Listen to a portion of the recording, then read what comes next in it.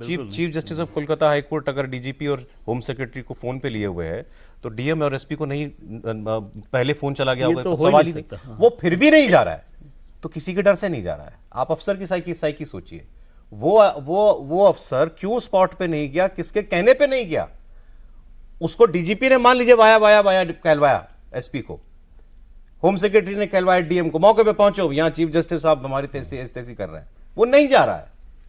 उसको home secretary और DGP से ज्यादा डर किसका है कि जो स्पॉट पे नहीं जा रहा है।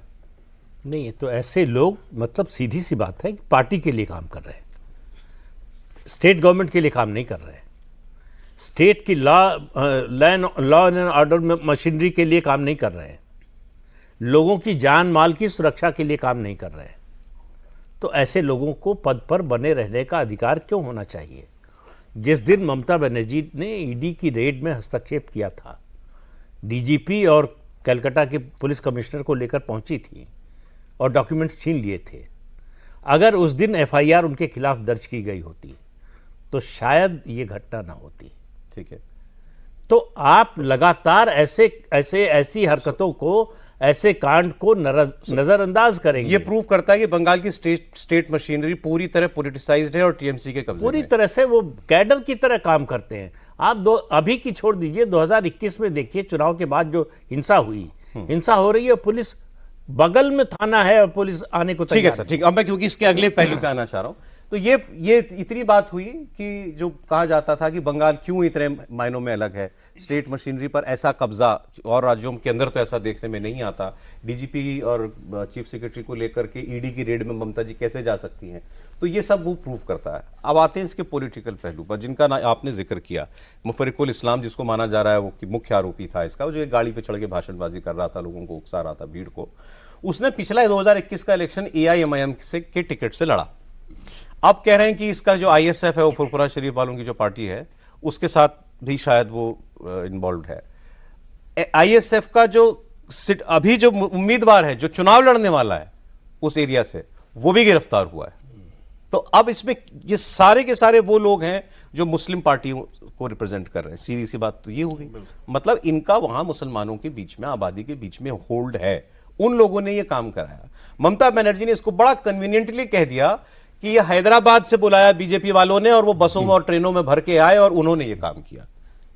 कालिया चक का वीडियो दफ्तर घेरने के लिए हैदराबाद से ओवैसी ट्रेनों में लोगों को लेके आया।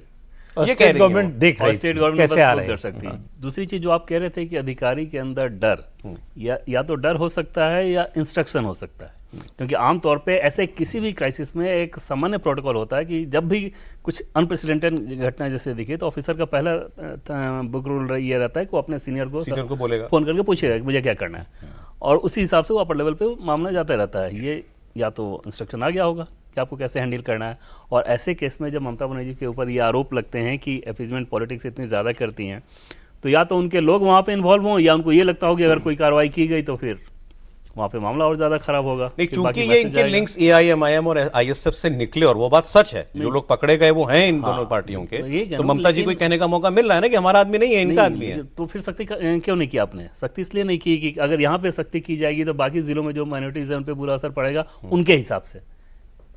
और अधिकारियों को भी तो जान का खतरा है ना। देखिए, एक तरफ ऊपर से ममता की तलवार और ऊपर से वही लोग जो कहते हैं कि भाई इसको गोली मार देंगे तो यदि कोई जाएगा तो, जब जुडिशल अधिकारी को बंद कर सकते हैं। इसलिए जिस तरह का आतंक वहाँ है, सही माने में आतंक की ये पूरी वो स्थिति है वहाँ।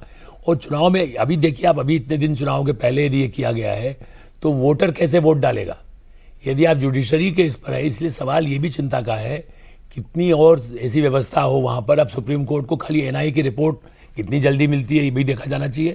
और उसके बाद यदि ममता या जो लोग दोषी हैं उन पर जब तक कोई ऐसी कड़ी कार्रवाई नहीं होगी, और उसको सुप्रीम कोर्ट अभी भी जब तक कुछ नहीं करेगा तब शो तक कॉज दिया है सर सुप्रीम कोर्ट ने सबको, chief secretary, home secretary, DGP, इन सबको, और वो डीएमएसपी को भी, क्योंकि आप बताइए कि क्यों आप पर एक्शन नहीं होना चाहिए। नहीं, मैं अब ये पूछ रहा हूं आपसे इस इलाके में इससे प्रूव क्या होता है? इससे प्रूव ये नहीं होता कि ओवैसी और हुमायूं कबीर अब तो दोनों एक ही हैं, या ये आईएसएफ वाले।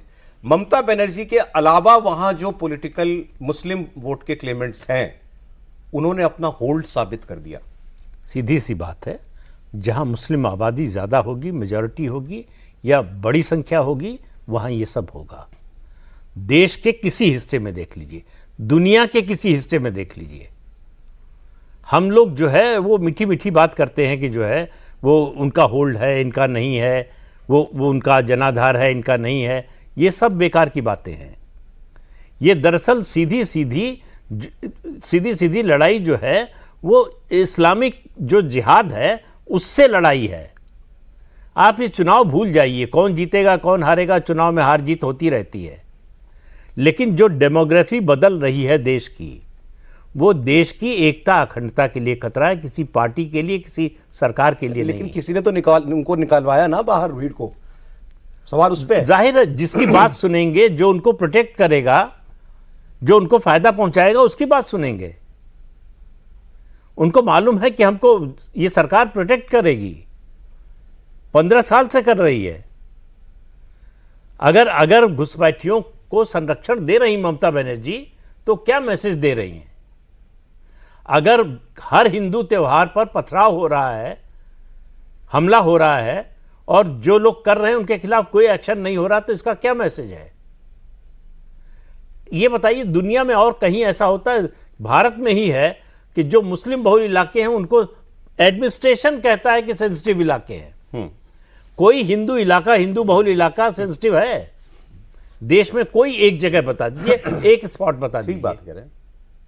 तो बात जो है वो पार्टी, सरकार, नेता से ऊपर है। ये देश की डेमोग्राफी का सवाल है। सर, लेकिन डेमोग्राफी का इलाज होने से पहले तो अभी 20 दिन में इलेक्शन हो जाएगा ना, उसमें क्या होगा? नहीं, अगर आप टालते रहेंगे भाई, आखिर ममता बनर्जी जो है उस समय जो कलकत्ता का कमिश्नर था, उसको बचाने के लिए धरने पर बैठ गई, तो क्या हुआ उसके बाद? चीफ सेक्रेटरी प्राइम मिनिस्टर के कार्यक्रम में नहीं गया, बुलाया गया, दिल्ली जाने से मना कर दिया, क्या हुआ?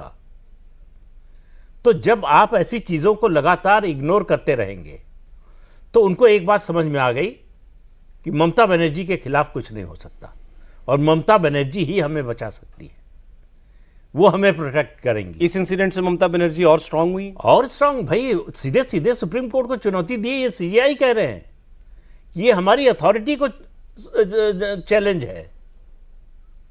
तो इससे ज्यादा और क्या होगा? कोई मुख्यमंत्री इससे ज्यादा क्या कर सकता है? मालूम है कि सुप्रीम कोर्ट का रवैया क्या है, सुप्रीम कोर्ट क्या चाहता है, स्टेट का, हाई कोर्ट का चीफ जस्टिस क्या चाहता है। फिर भी अगर आप ये होने दे रहे हैं और ये हो रहा है, तो इसका मतलब है आपको कोई परवाह नहीं है। आप किसी भी कॉन्स्टिट्यूशनल अथॉरिटी को कुछ समझते ही नहीं।